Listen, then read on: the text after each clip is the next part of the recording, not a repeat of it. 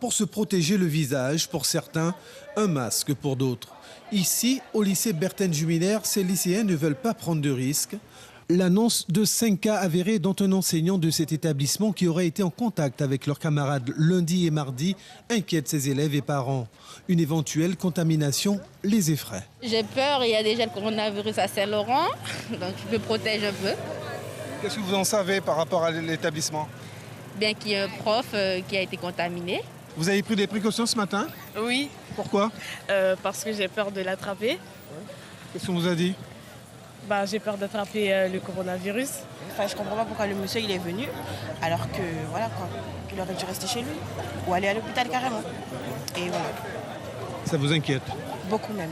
Je trouvais ça bizarre de la part du proviseur qui n'a pas informé les parents, alors que quand il y a un enseignant absent, qu'on reçoit des SMS, que l'enseignant est absent, voilà. Même inquiétude chez ce professeur en discussion avec son proviseur. Et je ne prends pas de risque là, puisqu'il y a des élèves avec lesquels j'ai travaillé lundi et qui étaient au contact de la personne évoquée. La direction tente de rassurer son personnel.